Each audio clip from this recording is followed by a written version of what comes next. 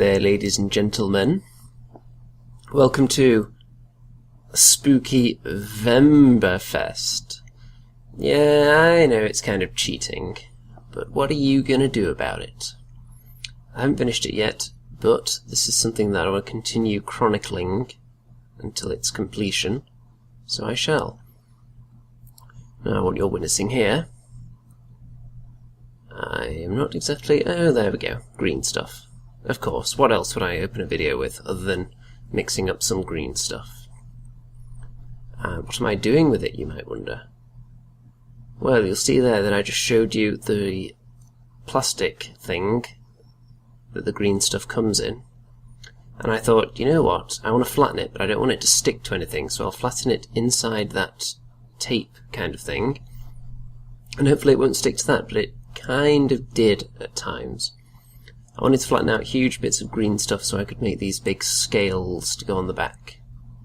As you can see, I'm just prodding away at them, making sure there's no fingerprints, smoothing them out nicely. And a little cut later. I'm continuing to do that, and the more times you do it on the same little bit of paper there, the more it sticks. So I'm not sure if I can recommend that as a technique. I'm sure there's some other materials that will never stick under any circumstances that I could have used, but never mind. And I'm continuing to apply scales here all the way around to the front. They're not going to go all the way up the torso, just about halfway up, and it seems I've moved on to something else now. Yep, I'm putting green stuff around the back of the little weapon mounts, just so they don't look quite so skinny and pathetic. I'm going to add a little bit more to them at some point, but not just yet.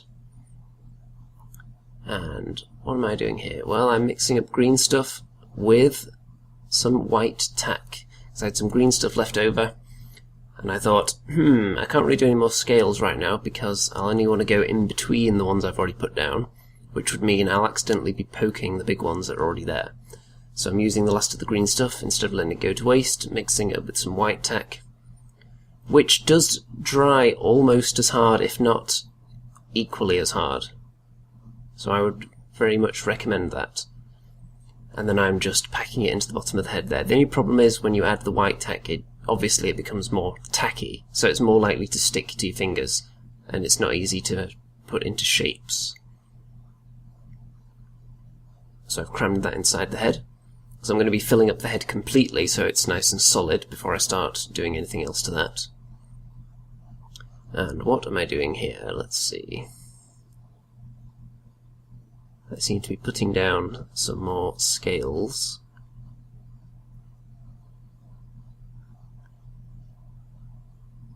Yeah, I'm putting them between the existing ones, just smaller ones to fill in some of the gaps. I want it to look like it's machine into a weird reptile thing into almost the humanoid torso, and then you can see how it looks there. And here is the next stage of the head. I filled in the rest of the head with milliput, and then I've put these little balls of green stuff on the top. And I'm putting more around the side here that line up nicely with the ones on top. And what I'm going to do is drill through those into the head, and then I'm going to have pipes coming from the top of the head to the side of the head. And I decided to leave it pretty much flat, because I think it just looks weird and creepier that way, instead of rounding it off. I'm going to put something else in the middle of it at some point, I think. But you can see here, oh, I've moved on. And now I'm making a kind of collar for the creature. So I'm just taking some mold lines off this Chaos Vehicle accessory, which is a row of spikes.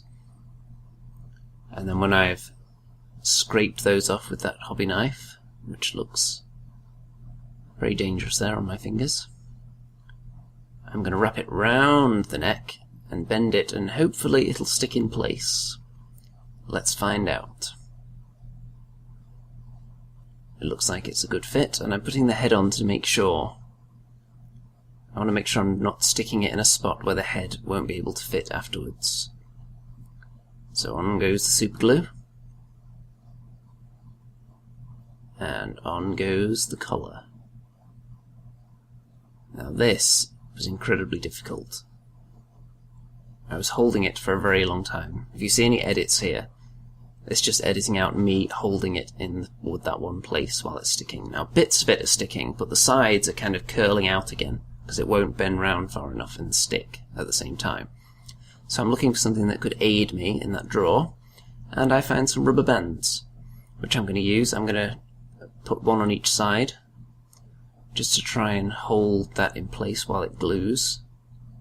I'm not sure if this is the recommended way of doing it. It was just the only thing I had to hand that would do the job though. So if it works, can't complain. And I'm putting it round the legs at the bottom there, just to hold it in place, tightening it up a bit. And I do add a third rubber band as well, a red one, from the front. And then after I've done that, you'll see that the rubber bands have gone because I put it to one side for a minute and left it. And it's dried and it's as stuck down as it's going to be. At this point there's still a bit of a gap in some places between the collar and the neck, so I'm going around with some green stuff and just filling in a bit there. That should strengthen it as well as just filling in the visual gap, because the super glue isn't 100% reliable. And what am I doing here? It seems I'm putting some more scales on, some more small ones.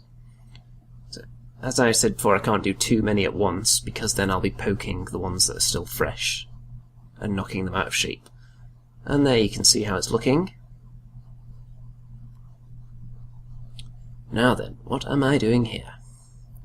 Well, you might notice that the head there, if you can see, has holes drilled through the green stuff into the milliput. I did have some problems with this because the green stuff blobs came off for the most part when I was drilling, so I did have to stick them back on again afterwards in the right spot once they were drilled out. And now I'm just going round and sticking in the pipes, which are just like the other pipes on this model, made from mantic skeleton spears that weren't used. I do have to use the majority of the spear for this, so it's lucky I have plenty of those things, because this is quite a long pipe, and the way it has to bend round and almost all the way back on itself, you have to be really careful bending it just enough in all the right spots so it goes in.